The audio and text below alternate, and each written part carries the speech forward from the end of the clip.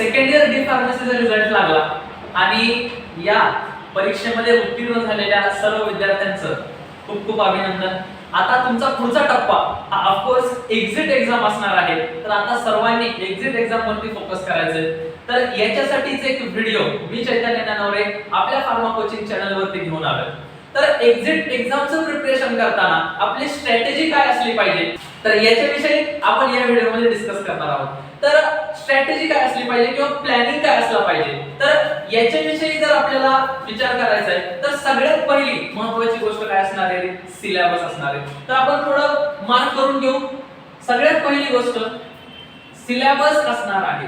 त्याच्यामुळं ज्या वेळेस आपण एक्झामचं प्रिपरेशन करतोय कोणत्याही कॉम्पिटिटिव्ह एक्झामचं ज्या वेळेस आपण प्रिपरेशन करतो त्यावेळेस आपल्याला सिलेबस या पॉइंट वरती फोकस करायचा आहे. कारण विदाउट सिलेबस आपण त्या एक्झामला टॅकल नाही करू शकत. कारण फार्मास्युटिक्स असू द्या फार्माकोलॉजी असू द्या हे सगळे जे विषय आहेत केमिस्ट्री असू द्या बायोकेमिस्ट्री असू द्या हे सगळे विषय खूप वास्ट आहेत. म्हणजे एका विषयामध्ये पीएचडी होऊ शकते इतके वास्ट आहेत.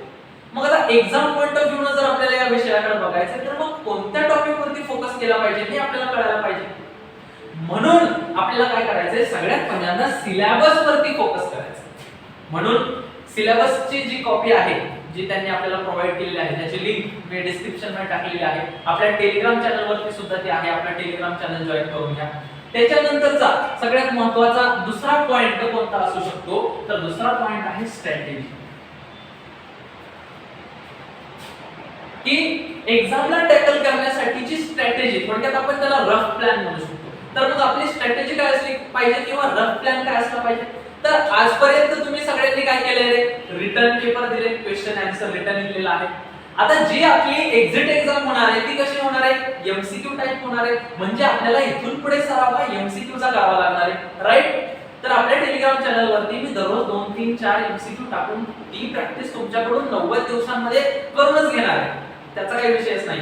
पण तरी सुद्धा एमसीक्यू ची प्रॅक्टिस इथून पुढे तुमची झाली पाहिजे किंवा त्या पॉइंट ऑफ व्ह्यू ने इथून पुढे स्टडी झाला पाहिजे. त्या पॉइंट ऑफ व्ह्यू ने तुमचे काय झाले पाहिजे लेक्चर झाले पाहिजे. मग आता त्या पॉइंट ऑफ व्ह्यू ने लेक्चर झाले पाहिजे तर त्यासाठी तुम्हाला फॅकल्टी कशी पाहिजे रे स्कॉलर फॅकल्टी पाहिजे. तर फार्मा कोचिंग मध्ये तुम्हाला त्या स्कॉलर फॅकल्टीज बघायला मिळणार. त्यामुळं आपल्या चॅनलला सबस्क्राइब करा. आपल्या चॅनल वरती होणारे लेक्चर्स आपल्या चॅनल वरती होणारे सर्व अपडेट बघत राहा.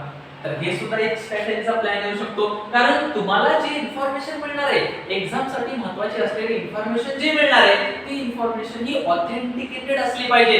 तरच फर्स्ट अटेम्प्ट मध्ये हा जो काही सगळा प्रयत्न चालू आहे हा जो मी व्हिडिओ बनवतोय ते कशासाठी बनवतोय आपल्याला फर्स्ट अटेम्प्ट मध्ये एक्झिट एक्झाम काय करायची क्लिअर करायची त्याच्यासाठी हा सगळा अभ्यास चालू आहे. तर त्याच्यानंतरची सगळ्यात महत्त्वाची स्टेप काय येते रे 3 नंबरची एमसीक्यू प्रॅक्टिस. काय एमसीक्यू प्रॅक्टिस.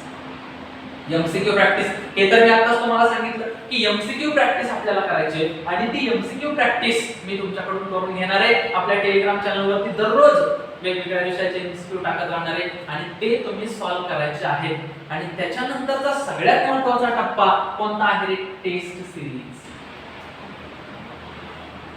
ज्यावेळेस आपण ऍक्च्युअल एक्झामला फेस करणार आहे ऍक्च्युअल एक्झामचा जो काही तो माहोल असणार आहे किंवा जे काही आपल्याला ते 3 तास आपल्याला तो एक्झाम पेपर टॅकल करायचा आहे कोणत्या पॉइंट ऑफ व्ह्यू मध्ये एमसीक्यू कडे बघायचं आहे. एमसीक्यू सोडवत असताना 2-3 मेथड आहेत त्या मी तुम्हाला सांगेलच पुढे जाऊन. त्यातले फॉर एक्झाम्पल म्हणून एक मेथड सांगतो त्याला काय म्हटलं जातं ते जरी समजा एखाद्या एमसीक्यू चा आन्सर आपल्याला येत नसेल तरी पण ऑप्शन एलिमिनेशन नावाची एक मेथड आहे. त्या मेथडचा यूज करून त्या मेथडचा वापर करून आपण आपल्या आन्सरची ॲक्युरसी वाढवू शकतो. आणि सगळ्यात महत्त्वाची गोष्ट या एक्झाम मध्ये निगेटिव्ह मार्किंग नाहीये.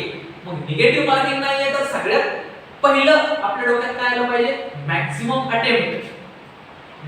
अटेम्प्ट झाले पाहिजे. कारण निगेटिव्ह मार्किंग नाहीये त्याच्यामुळे एक्झाम मध्ये आपले मॅक्झिमम अटेम्प्ट झाले पाहिजे. तर मग आता कोणत्या गोष्टीकडे आपल्याला फोकस करायचे लक्ष द्या.